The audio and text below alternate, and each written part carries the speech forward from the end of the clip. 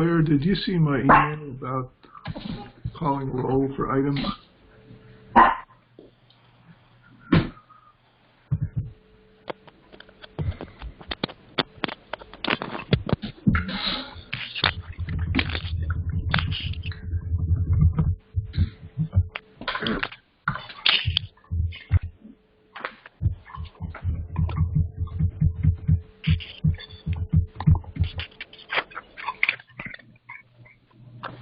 Right, and according to my clock, it's 7:10. Okay, very good. At 7:10, this is Chair Lynn Erickson. I'm calling our meeting to order. We're going to open with a roll call and then a few comments from Dave and myself. Claire, did you see the request for you to call out the roll? Yes. So go ahead. Okay, Lynn Erickson. Present. Michelle Weil. She's not here. I'll be there later. Barbara Mathewson. Present. Dan Haggerty. I'm here. Dave Olson. Present. Ms. Claire Tucson, I'm here. We have a quorum. We have a quorum, so the meeting is officially started. So point to note, we're waiting for Michelle, and also I don't believe, unless they dialed in by phone, that Ed Love is on. Is Ed Love on? If so, yeah, can he do that by the Q&A, Dave? Or I will start that up as soon as you've done your introductory remarks. Okay, very good. So I want to welcome everybody to our first remotely operated MCC meeting. This is a special meeting. One of the main three main purposes of the meeting. One is to just begin to familiarize ourselves with this technology, and we'll get to that in a moment from Dave, and then begin conducting it, and I'll give a little bit more background. So at this point, I'll turn it over to Dave Olson. All right. Before I start that, I see that Michelle Weil has joined. Michelle, could you add yourself to the roll call by saying your name and present? Yeah, Michelle Weil, present. Great, thank you.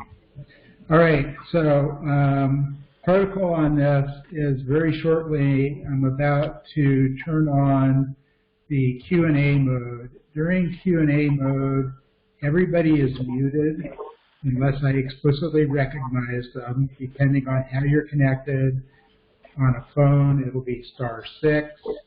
Through the application, you'll see a question mark button at the bottom left where the microphone button normally is.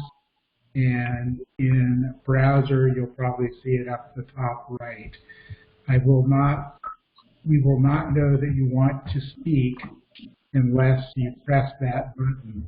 And then I will tell Chair who is connected, and they will be recognized in order that the Chair recognizes. So most of the time, everybody but the council members will be on mute. There is a chat. You can also send email to the council or to me, and I will try and recognize you that way. And I will be the moderator who is muting and unmuting people, in case that's not obvious. This is Dave Olson. And if you have video enabled and you have quality problems with video or audio, you may want to go to your preferences and set it to standard mode. If you're in the app, that's under the choices more and open preferences. So if you have audio quality problems, you're temporarily getting feedback from somebody there. If you're having audio quality problems, we suggest you turn off your video. That may help your audio quality. And when we get to public comment, either overall public comment or comment on the agenda, I'll read any emails that have been submitted to date. I don't have it. This meeting is being recorded. We will post it on YouTube. If things work right, we'll do it through the normal PCTV Midcoast Community Council channel. And then if not, we'll post it some other way. And I would suggest to everybody, even the council members, that when you're not talking, that you press the mute button. And that will make everything a little bit easier, and I won't have to mute you.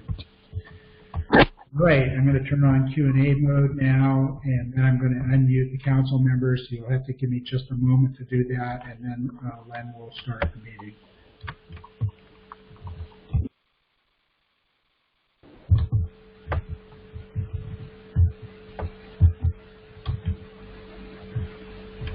Len, you're unmuted, so you can start. Okay. Thanks, Dave. So in this meeting today, we have three major objectives. One is to work with our applicants for the open position. That interview session will occur at our next meeting, our first regular meeting of April, which is a week from today, April 8th. And we'll do a little bit to exercise the technology both for everybody's benefit and to look a little bit at the procedures we'll use. And then we'll move on with some other information topics. So in opening the meeting, the first item on our agenda is for reports from supervisors and government counsel. Supervisor Horsley, will you speak and then Carrie? I'm having a little trouble getting Dawn unmuted here. Just a second. Okay.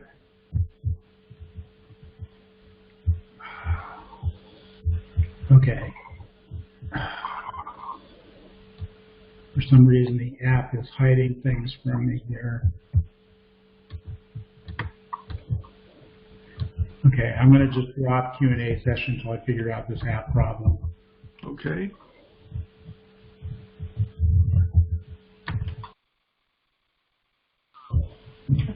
Okay, Dawn, you should be unmuted. You should be able to go. Can you hear me? Yeah. I hear you. Well, Yeah. there's not a lot to report, and on the other hand, there's a lot to report. One thing, I just to tell you that one of the questions we get oftentimes has to do with Seton Hospital. You know, the state, it was going to close until Supervisor Canup and I proposed, you know, giving not necessarily, well, actually, a contribution of $5 million a year for 4 years. It's kind of a lifeline for Seton, but we weren't going to buy it. And what we wanted to do is to say, well, $5 million will be to buy specific services. So that kind of gave them a little bit of a lifeline. At the same time, they still are going through bankruptcy, and as I understand it, there has been a successful bidder in the AHMC, and I'm not sure exactly what it will finalize. People oftentimes ask me, thank you, dear. It's so nice being home. They asked me if Seton Coastside was part of that deal. Well, it is, in a sense that Seton Coastside doesn't lose money. It actually makes money for the system. Not a lot necessarily, but it doesn't lose money. So it is part of the system. And I know I've widely quoted as saying that the county is not, you know, if Seton went under, that the county wouldn't buy Seton Coastside. That's part true and part, but I think the San Mateo Health Plan might be interested in buying it, but that's neither here nor there for now because it looks like there's going to be a successful buyer. So Seton Coastside is going to continue to operate. And, you know, I do know that I have checked on to find out how are they doing, do they have any COVID-19 cases. They do not amongst their 116-bed skilled nursing. If you want to know about, you know, the number of cases that we have is 388, and we've had 10 deaths. Are you still hearing me? I'm still hearing you. Okay. So one of the things that we do is the health plan of San Mateo, which is sort of a separate. Oh, I've just considered my whatever this little. In any case, the health plan of San Mateo, which is a bit of a separate organization. I'm on that. And we know we have somewhere in the neighborhood of the health plan manages the Medi-Cal contract for the state of California for all of the patients in San Mateo County, of which there are about 140,000 people on Medi-Cal. And of those, about 14,500 are people that we would consider at risk. And so our staff at the health plan is making checks with all those people. So far, they've been able to contact 4,500. The other thing that we are concerned about are, as you may have, in Italy, they've had some of these congregate care facilities or places where seniors, senior housing, they've had about a third of in some of these cases, a third of their clients or patients die. And they don't necessarily list them as COVID-19 because they were never seen and never tested. So the death rate in Italy is substantially higher. But in any case, we are, checking with all those congregate facilities, meaning that places where, there are skilled nursing, there are assisted living, there are senior living places where a number of people live in places that have centralized services, centralized dining, centralized walking, centralized recreation. So we're checking with all of them. And we have had, I don't know exactly now, I think it's number 2 of them have actually had COVID-19 patients. One is in Pacifica, and the other one is at Atria, and I'm not sure if it's in Belmont or Burlingame or San Carlos or wherever. And so the CDC is working with those agencies as well as our health plan. You may also have heard, Seton Hospital was contracted with the state of California to provide care for COVID-19 patients. So far, they have a grand total of 14, so it's not a lot of patients. And while you hear about, the call for PPEs, that's all the hospitals are making the same calls, and all of our staff, police, fire, people who have to, our children protective services, or people who work in foster care, all are talking about having PPE. So that's a major issue that we have to deal with in accounting. At the same time, the number of services, the number of PPEs that we get from both the state and federal government is woefully inadequate. Now, to give you an idea of the number of people that, I told you that we have 388 patients. In this whole of San Mateo County, the whole of San Mateo County, we have 66 ICU units. That's it, 66. 7 of them are vacant right now. We expect the hospitals also, by the way, are working to expand the number of ICU units. It's not an easy thing to do because it takes equipment, it takes specialized staffing. You need to have things like positive air pressure. We're trying to increase that because there's an anticipation of a surge that it would occur sometime in April. I would have to say that the number of 388 is pretty positive news for us. I think our earlier projections were for far greater numbers. I think this the stay-at-home is starting to bend the curve. And if you look at the state of California, I think the state has done well as well. If you compare us with places like like Florida and New York, we have a population of 40 million people. Well, and you may also know, you've probably heard that the federal government anticipated a number of deaths. We're hopeful that won't happen, but you never know. That gives you kind of a sketch of what we're doing. And we do what we do at the county level. The county manager is the director of our emergency services, and he has, while he was having daily briefings with all of the city for something in the neighborhood about 150 plus elected officials. You've limited the briefings now to Mondays, Wednesdays, And Fridays, and I hope Ed Love is having a good dinner there. I could see him on camera. Yeah, Somehow. really. And we are meeting now once a week.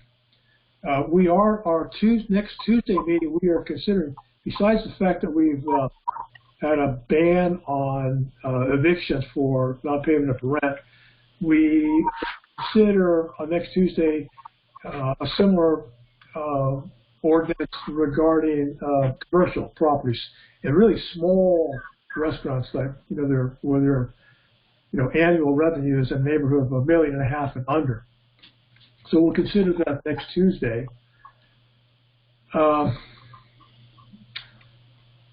guess that's kind of, we're busy. You might want to know about the website. There was a Halfmoon Bay, a group of citizens asked if we would be willing to utilize the Boys and Girls Gym as a potential field hospital. We declined the opportunity because we do have a field hospital. We have one field hospital in the event center, and if you'd like to send you a picture of it, it's a youth facility set up by the Army Corps of Engineers for hundreds of people.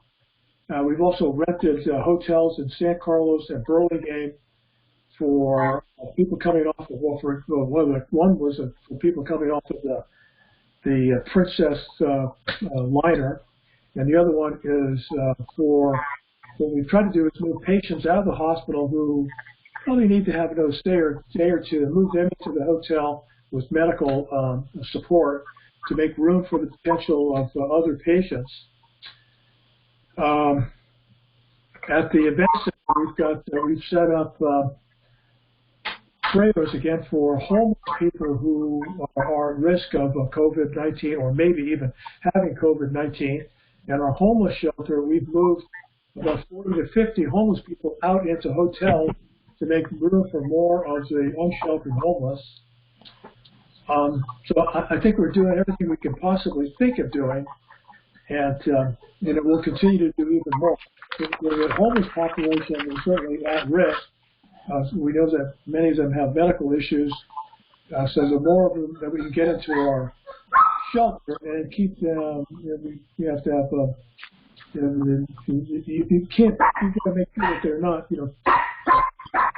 there's the dog is barking in the background, so sorry about that, but that's one of the reasons we're moving people out of the shelters into hotels, is to make room and to make sure that we're able to handle the other homeless people that are coming into to our core agencies. Then the county came up with a program called San Mateo County Strong. $3 million. It'll be handled by the Silicon Valley Community Foundation. $1 million will go to all of our core agencies, allow them to expand operations. And again, we'll go to core agencies. There's about 8 of them, and they do things like they can pay people's rent, they can pay to have someone's car fixed, they can pay for utility bills. So we'll do everything we can to support people who are having difficulties, make sure they're able to stay in their homes, give them make sure they have funding. There's also a state law that has to do with perishables and food that on the shelves or places like and Costco's that get to the point where the Costco is no longer willing to sell them because their expiration date is coming pretty close. They normally would have just dumped that stuff. They're no longer allowed to do that. They give that to food banks. And so all that food is now available for low-income folks. And I'd ask at the next board meeting to get a report on how is that distribution of food surplus working out. Where is it? Where are the choke points? I know that on the coast side, the coast side Hope is one agency. Pacific Resource Center, and the South Coast it's Puente, and I know some of the distribution is actually locations where people actually live. For example, like at low-income housing areas. Making sure that people have food. A pretty healthy food network.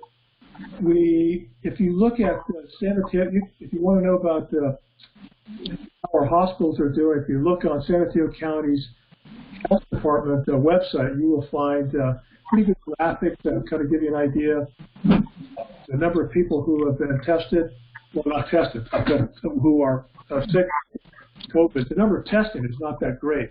We do, well, that's one resource for information. Another is that for small businesses, SAMCETA, which is San Mateo County Economic Development Council, they will basically be charged with figuring out, we have about $1 million that we're going to give to Silicon Valley Community Foundation for small businesses. And SAMCETA is working on a process, an application process for small businesses. They also have a website that has a wealth of information about resources from the federal government, from the Small Business Administration. So I would urge people who are interested in small business people, look at that SAMCETA website. If you want to know more, if you want to track the COVID virus itself, San Mateo County's health agency. If you're interested in volunteering, there's also opportunities. We have some hundreds of volunteers, thankfully. And what they are doing is helping a lot of the distribution, delivering groceries to shut-ins.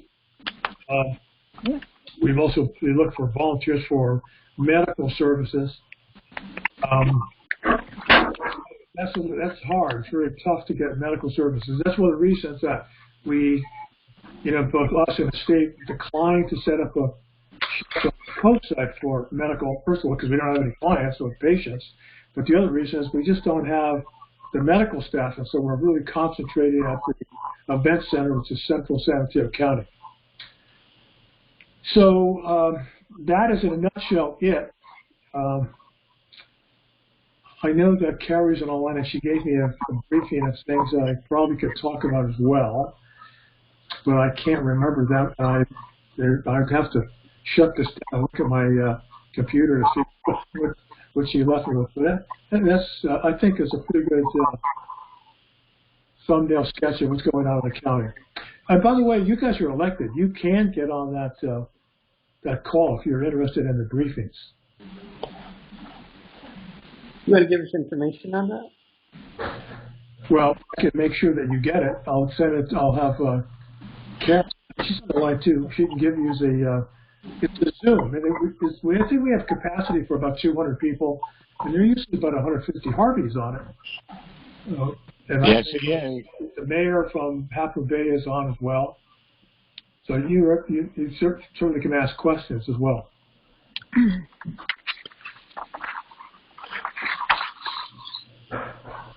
Anything else?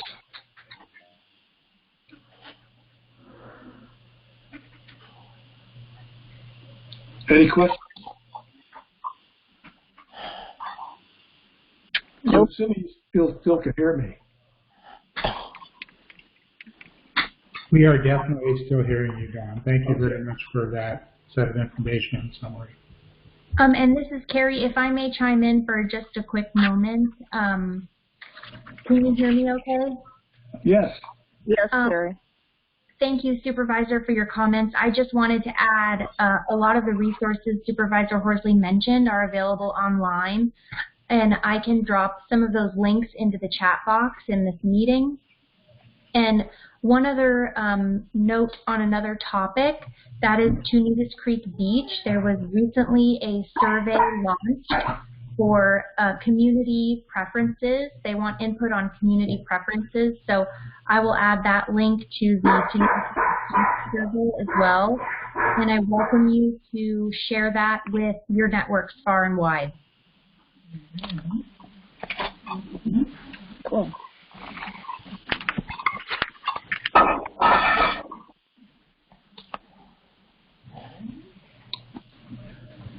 Okay. Carrie, is that all for you at this time?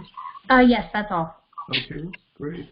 I believe we also have Harvey Warbach from Half Moon Bay on. Harvey? Can you hear me? I can hear you fine. Okay. Yeah. I can't add much to what Don has said. County is working really hard, and the elected officials are meeting telephonically 3 days a week. The thing that might be of most interest is that the Half Moon Bay has closed the beaches recently, in the last week. And the latest order from the county says that you should not travel more than 5 miles for recreation. So the people, the hordes that have been coming over the hill on the weekends and violating the social distancing orders should go away, because they're not really supposed to travel to the beaches. But we encourage people to go jogging near your house to get some exercise. One of my constituents was doing hockey with his son.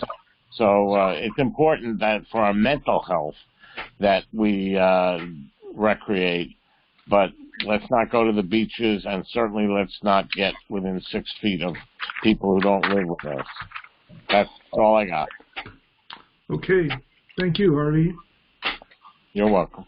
So I don't believe there are any other public officials here to comment. So the next item on our agenda are public comment for items not on the agenda. We've not received any email requests for that. If there's a member of the audience who wants to speak at this time, if you would, probably best to just send a chat in. We can respond to that. Okay. And I don't see anyone chatting at this point. So the next question is, does anyone have announcements other than those made so far? Any council member? I do. Yes, Barb. I just wanted to announce that the Moss Beach Park dedication has been postponed, and there's no dates as to when we're going to reschedule at this point. Okay. Understood. Okay. Right. So next one is our consent agenda. We have the minutes for March 11th meeting to be approved. I'll make a motion we approve the minutes. A second from someone. Second it. Great. Okay. We have moved and seconded. Could you call the roll, Claire? Wen? Yes. Michelle? Yes. Barbara? Aye. Dan? Yes. Dave? Yes. And I vote yes. Very good. That passes 6-0. Next on the item is our regular agenda. The first item on the regular agenda is to look at the procedures for interviews of our applicants. We've had 2 applicants who have needed to withdraw, Greg DeGees and Dale, and we have the other 3 applicants here at the meeting. What I'd like to do next is first, and at this point, we're just going to try just 2 or 3 things to work with the applicants in sequence, not for any content discussion, but just to get a little sense of the order and how that works. So at this point, I'd like to ask first Andra Anderson, if you could introduce yourself, and what I'm interested in also is the time it takes for your picture to come up on the screen. So Andra, could you introduce yourself, let us know which community you're from? Hi, I'm Andra Anderson. Can you hear me? Can hear you fine. Okay. I live in El Granada. I've been in the coast side for 6 years. I moved here from Los Angeles in 2012. Okay, great. Glad you're here. Next, Katarina Williams, if you could introduce yourself. Sure. My name is Katarina Williams, and I'm a resident here of Montara for the last 5 years. And prior to that, I lived in Pacifica for 5 years. Okay. Welcome, and thanks for your application. Thank you. Next is Ed Love.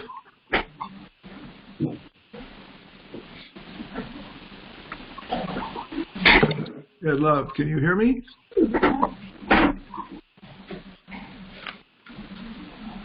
Okay. Ed Love appears to be still on, but not hearing from him. I'll try again. Okay. Hello? Can you hear us? Hello. Sorry. Hi, Len. Hi there. Can you hear me? I can hear you fine. A little fuzzy, no? Okay. So we've lived in Moss Beach since 1995, and I'm an architect and a planner and know a lot about construction and so on. Okay. And I work in Half Moon Bay, and I'm very familiar with the coast side and all the people in Redwood City. So I would very much like to be on the MCC. Great. Okay. Thanks for your application, Ed.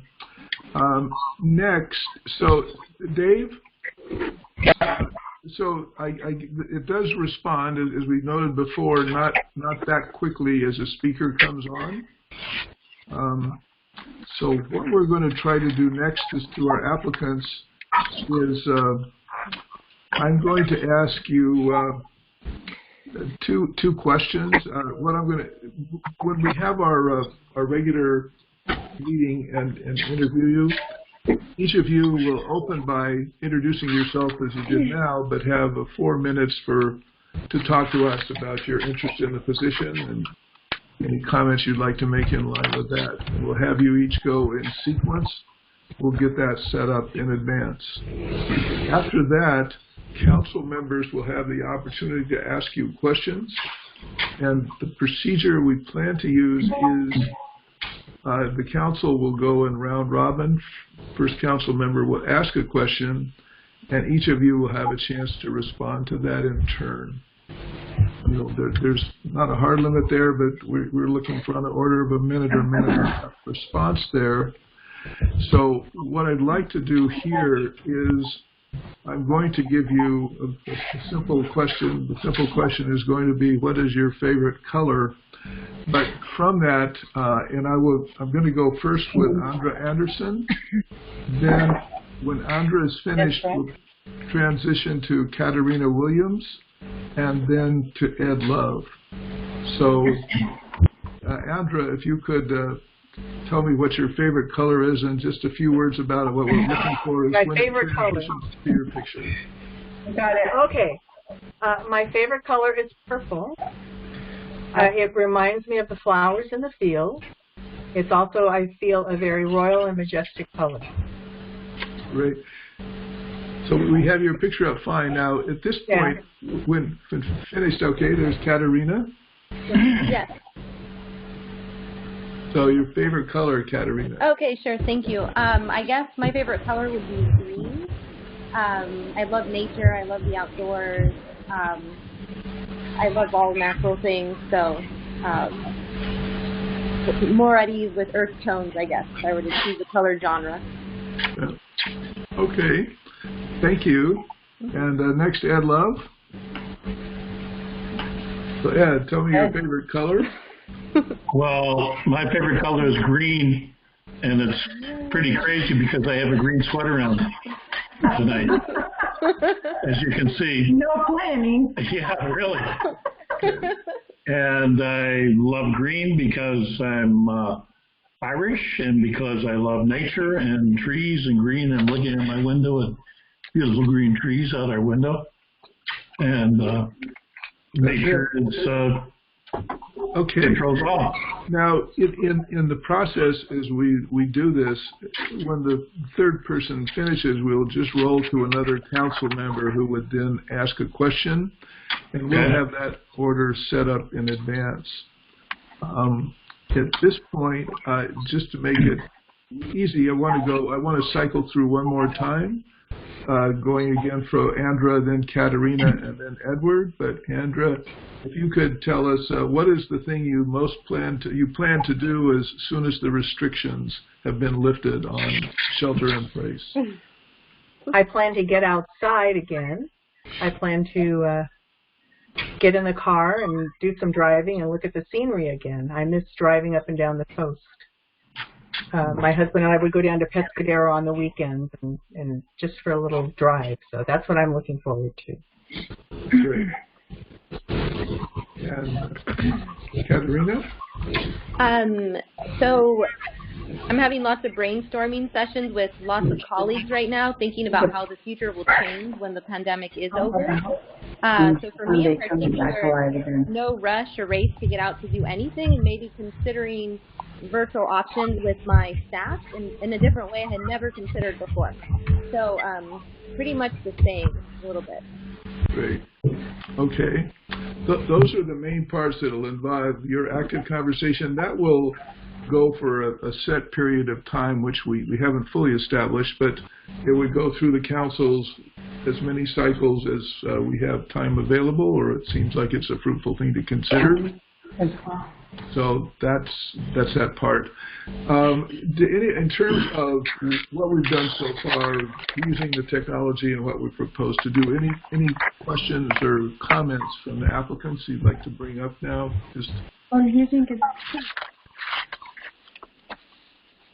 Okay. Well, I didn't get my turn. You did not get your turn. I'm sorry. You're right. Ed, where do you want to go? We've listened. Well, the first thing that we would do would have it be a great big party for all the people that we haven't been able to hang out with for months and months. And then number two, I would get to starting to talk about all the issues on the coast that we have to talk about and deal with, and try to get the county and Redwood City on our side. Sounds good. Okay, so applicants, I want to thank you for your time here to just go through and give us a feeling for the process in our new online environment. So thank you very much. At this point, and do any council members have any questions or comments? Claire? I may have questions that I would want to address different applicants. I hope we can make some kind of arrangement where we don't have to ask the exact same question of each person. 351. Well, so that's a point we have talked before. 999. And I think we'll actually let's discuss it now because we're on this topic, and I think there were points raised. So, what you're, Claire, just to elaborate your position. I know in terms of what you would like to see. I don't have a specific at the moment, but there may be certain things in a certain person's background that I would want to explore a little bit further with them that wouldn't apply to somebody else. And I'm hoping that there's some flexibility that when it's my turn to ask a question, I can somehow put a different slant on it for different people, depending on what their background or interests in the debate. Okay. With that, so right now, with one person answering the same question 3 times, would that one way that might be done is that you would just move through each person in sequence, but let's say a different question for each one? Or a little slightly different emphasis for each one, maybe? Say again? Or with a slightly different emphasis for each one. Right, okay. But rather than phrasing that, okay. Do the other council members have different thoughts on, or thoughts on what's been brought up so far? I tend to agree with Claire that it's hard to just have one question before you even know very much about the candidates that are, you don't know anything about them. So in the past, you kind of just asked different questions to the different candidates.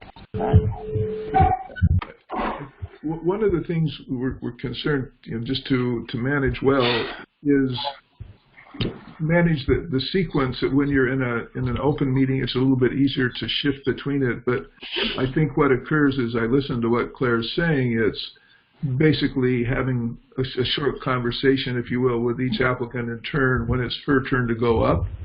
But as one finishes, she could either repeat, just deal with the same question, or modify the framing of the question somewhat. That's in line with what you're thinking about, Claire? Yeah, that's basically it. Okay. and it could go either way. That gives flexibility. Okay. Any other comments or thoughts about that from the council? Okay, good enough. Go work with that. I think that seems like a good suggestion to work in. Hello, Len? Yes. Yes, this is Dan here. Yeah, I just have a little concern that it doesn't go too far off, that each applicant gives kind of relative, answer to the question that is decided. I just want a little caution. It doesn't go too far off. A little here and there is okay. But if I understood Claire correctly, Dan, the variability comes from the council member asking the questions.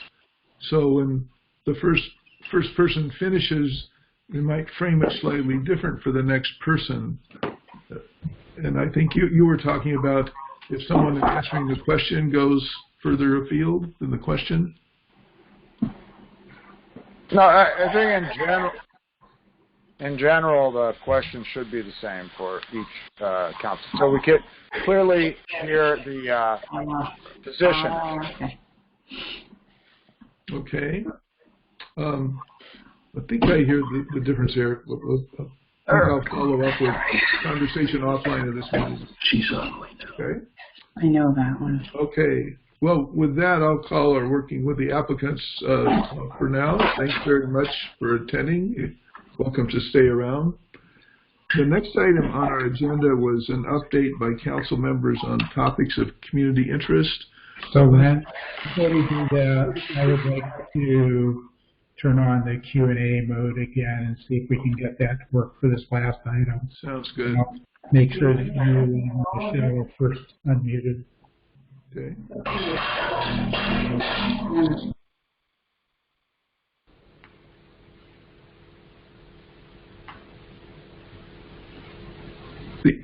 Okay. The objective was both to get information on some particular topics as well as to give each council member the chance to speak as well as handle questions coming in from the audience in this area. It's intended to be relatively brief, but to give us feedback for how it works both as a council and people individually. So the first one up was Michelle giving an update on the mobility survey. Yes, can you hear me okay? Yes. Okay, great. Yeah. So at the last meeting, we talked about the mobility survey. It's a survey that we want to do in our collaboration with the county and Common Knowledge about issues in the community with a focus on mobility, because that was one of the issues that came up during the initial interview research as something that's really important to everyone. So we've been going back and forth on whether we want to continue to field the survey right now, just given everything that's going on. And where we landed was that we would like to pursue the survey still. We don't want to delay the start of the survey any more than we already need to, but that we wouldn't have a strict deadline for the end of the survey. We've also modified some of just the introductory language around the survey, just talking about we definitely understand that a lot of the questions around mobility are not totally relevant right now because people aren't traveling, people aren't moving, there's no traffic on the coast. So we want to make sure that people answer it, given what they experience under normal circumstances, and that it doesn't terribly skew the data based on the current situation. And so our solution is to go ahead and start to field the survey. The plan is to start fielding as early as next week, the goal being middle of next week, and to run it. We will post it on various services, Nextdoor, our website, Facebook, different, the county will help get the word out, basically. And then when people go to take the survey, we'll give them an option to just leave their email. If they don't feel like it's a good time to take the survey, they'll be able to just leave an email address. And then once the shelter in place is over, we'll be able to reach back out and send a reminder to people. But yeah, we'll just leave it open at least for, the end, through the end of the shelter in place, at least, obviously over a month. But that way we start to get some responses. We start to get, see what people are saying. And then, we can always tweak it or modify it if need be. But we feel like it's better to, rather than hold everything for who knows how long, at a minimum till May, we just want to get the feedback started. And so I think the process right now, the county is working on getting it translated into Spanish, and making, so that people that speak either English or Spanish are able to take it. And once that is done, we've also kind of the county has cut down on some of the questions. The previous version had a lot of open-ended questions, which are pretty tedious for people to respond to. They're not required questions, but just a lot. So we've really slimmed that down. So it's really just a couple pages of the survey. And they've also shared it with some other members of the community and gotten feedback from others as well. Okay. Thanks, Michelle. Now, at this point, what we wanted to work with is the procedure. First, questions from members of the council. I think, Dave, it's correct that all members of the council are unmuted at this point, right? So, does any member of the council have a question they would like to put to Michelle about what's happening or where we're at on the process? So, I have a question for you, Michelle. Is this going for the online version that's made available there? Are there written versions? How are those getting out to people? It's only an online survey, so it would be just a URL. It's done through SurveyMonkey. Carrie can correct me if I'm wrong, but I don't believe that we're planning on distributing any printed surveys at this time. So what about for Spanish speaking? Will it be a Spanish speaking version? It will be Spanish online, yeah. Okay. Good enough. And publicity through the different channels, great. So at this point, I want to have Dave open it up to Q&A, which would let members of the public listening indicate if they have a question.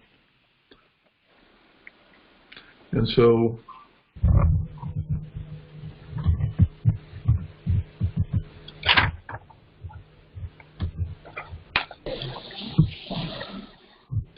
is it coming on, Dave? I am not seeing anybody asking. Okay, but it's open now, so yes. People who wanted to. Okay. I have a question. This is Ed Love, and I have a question. Go ahead. Say, Ed? Yes. Do you see the, what is the survey? A mobility survey? I don't know what the survey is. Okay. Yeah, so to give some background, we've been embarking on this project this year with the county and a consulting group called Common Knowledge. And part of the purpose of this project is to gather feedback from the community, better understand the community's concerns, and then to get to increase just the awareness of the Midcoast Community Council, and to just like strengthen the exchange of information. And so we had initially planned to do a lot of different types of outreach, pop-up events where we would table at the post office or other places that are common or that people commonly go to, and then to also do a survey. So, and then also to maybe do larger events as well. So the first phase of the project was interviews with community members, and this was conducted by the county and by Common Knowledge, the consulting group. And as a result, and so at some earlier meetings this year, they presented data on what they found, what they were hearing from the community that were the biggest issues. The mobility and transportation came out as like the biggest issue. And so since we're sort of on hold with doing any of those in-person events right now, we move forward on the survey as like the main point of communication with the community right now to start to gather more detailed feedback. The initial round of feedback was just about 20 or so stakeholders, And so now this is meant to be a much broader scale. We're going to try to get as many people as we can who live on the Midcoast to answer this online survey. It should take between 8 and 10 minutes. And then we'll get the data and analyze that and present that at a meeting. Okay. Thank you. Okay, thank you. Okay. Okay. The next person up I had was Claire. Just tell us in terms of the ongoing activity with receiving planning permits. Is that sort of continuing apace in these conditions, or is it slowed up? It's really, I think it's slowed up. We had just to review the process, the planning department sends referrals of things that will be coming to them. To the council as a whole, everybody should get copies of it. Michelle, Dave, and I pay particular attention to those and decide among ourselves what kind of comment to make to the planner and whether it should be escalated to the council. The comments that we make to the planners get sent to the entire council. The council members, since they get the original referral themselves, can also decide whether they want to put it on a council agenda for a meeting. Also, Michelle maintains a log that gives a great deal of information about what's been proposed and what actions are taken, if any. Basically, I think there was a big flurry of applications for referrals the last part of the year and the very first part of this year. And since then, it seems to have died down a little bit. I suspect it will continue to die down given the economy. But we've had like 2 or 3 tree referrals in the last week. So we're still busy, but not as busy as we were. Okay. And no big red flags have come up as far as I can say. Okay. Thanks, Claire. Any questions on the plan update? Okay. Next up, I wanted to give a brief update on the 2 major projects that we're in contact with the county about. One is the Cypress Point project. The communication from the county remains that they plan to bring that forward to the Planning Commission at the second Planning Commission meeting of this month. That would be the 22nd of April. I continue to discuss with the Coastal Commission the environmental review process, and I know the county's giving some extra attention there, as well as certain features they have to bring forward that they really aren't in a position to upload. So consequently, when we have our next regular meeting on the 8th, we will have to consider whether there's anything to bring up that would be new or should result in further comment by the council. If they stay with the 22nd as the date for their Planning Commission meeting, and their typical practice is that the staff report does not come out till a week or less before that meeting, we really won't have anything new on the 8th. So I will remain open on the topic of whether there's value to bring that forward, but that's its current status. As far as Connect the Coast side, there they have now changed their focus entirely to virtual meetings, that they'll be conducting probably a larger number than were originally talked about when they were large meetings to be held at the 2 elementary schools. And I'm expecting that at our next meeting on the 8th that Joe LeClaire will come to tell us a little bit about their thinking on that. This will probably move the dates for those meetings back from mid-April into late April or early May. But I think given their change of approach and moving over to the remote presentation of the meetings, that Joe considers it valuable to describe what they're trying to do, some of the content questions, and get our feedback. I think with our number of applicants reduced from 5 to 3, I think we can fit that into the agenda for that meeting. So that's a quick update there. Any questions in that area?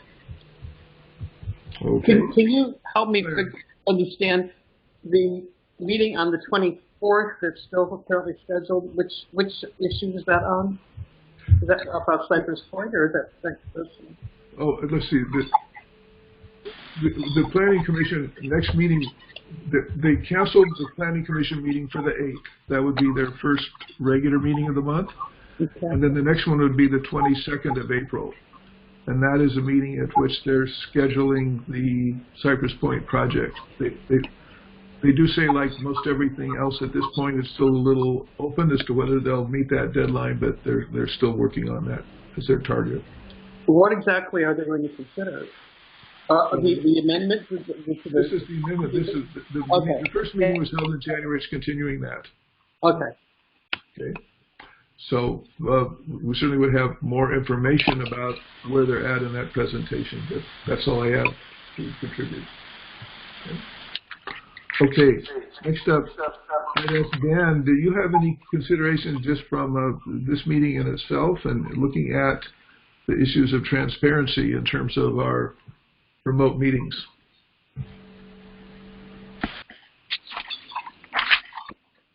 Dan, can you hear me? Yeah, can you hear me now? I can hear you fine.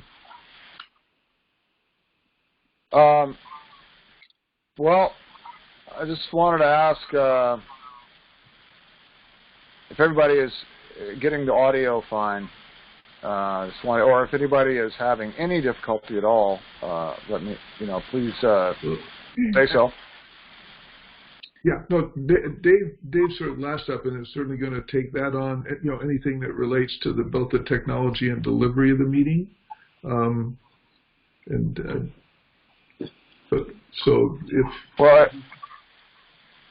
having some video trouble, okay. And I just wanted to make sure that everybody is able to see and hear. Okay. Yeah, as far as that, I really don't have anything else other than all the information is posted on the agenda, and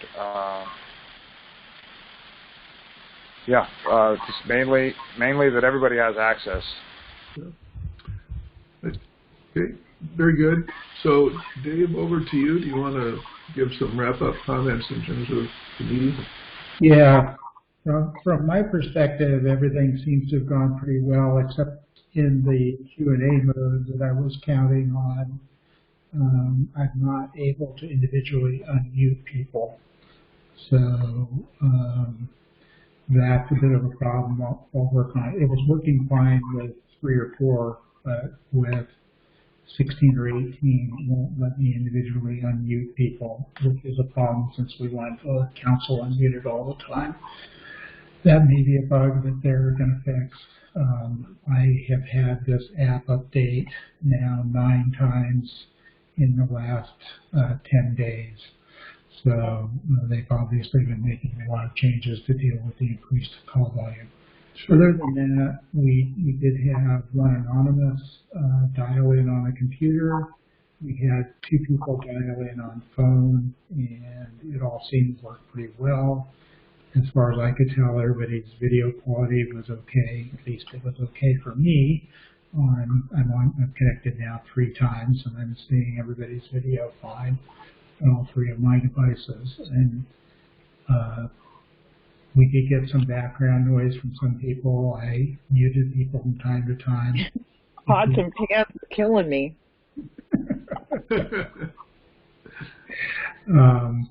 Because we were getting background noise and they were popping to the front. Hopefully this Q&A feature will work better by our next meeting. And other than that, I think this worked out pretty well. Okay. Any comments from any other council members relative to delivery, technology, etc. for this meeting? This is Michelle. No, went better than I thought expected. Yeah, I just wanted to note that I had initial trouble joining the meeting. I get this error sometimes when I try to join with the freeconferencecall.com app. But after trying a couple of times, it did work. But I just wonder if there are anyone, I think we should be on the lookout for people who maybe weren't able to join the meeting for similar issues like that. Everyone that did join seems to be, you know, we can hear and see them fine if they're on video, and yeah, as long as everyone remembers to mute themselves, then it should be smooth. Yeah. But I would just look out for anyone who wasn't able to join. Okay, good. I installed the app, Lynn. Because in the past, when Dave, you and I have tried to talk, it hasn't worked out well, and I installed the app, and it was smooth sailing. So it worked for me. Good. Okay, well, so we want to thank both Michelle and Dave, who put in quite a bit of effort just to bring this up and online. Yeah. So I think we're pleased. Good to see all you guys. Yeah. Yeah. It is. Dave deserves most of the credit for that. He did a lot of research. He did do major effort. That's well said. It was definitely a group effort. Okay. Under next item, council activity, I think there hasn't been a lot. We've covered that as best we can. I've got a couple of things, Lynn. Go ahead, Dave. So I had an update from the last Planning Commission meeting. The Chevron station in Moss Beach, where we had been asking them to restore the planter. They had proposed a much smaller and lower planter, and the planning commissioners asked the applicant to come back with a improved plan, and the applicant agreed, so it was continued to probably one of the July planning commission meetings. And the applicant was very interested in getting it done in a timely fashion, and they were the ones that asked to come back. Also, one of the review items that we had some issues with on Sunshine Valley Road, even amongst ourselves, was a new 6-bedroom house. They had originally proposed 33 feet, 5 feet above the height limit. They had later cut it back to 31.5, but they were also asking for an exemption on parking because there's a creek running through the front. And the commissioners also sent that back. Well, actually, they didn't approve it. Sorry, they did not send it back. And it's quite possible the applicant will either appeal it to the Board of Supervisors or will redo the application. And the big concern there seemed to be the fact that they had gone for a 6-bedroom house and were asking for 2 variances. Okay. So to wrap up on future agendas, I expect to have both Cypress Point and Connect the Coast Side on our agendas for our meeting next Wednesday. With respect to the Cypress Point, I really don't know where that will come out yet. More information will come in. And as I said, for Connect the Coast Side, it's primarily to give feedback to Joe LeClaire as he develops his online meetings framework. So with that said, if somebody wants to make a motion to adjourn, we can call it a day. I'll make a motion. Done. Okay. Good to see everybody. We'll see you again next week. Okay. Bye. Bye. Stay safe, everyone. Bye.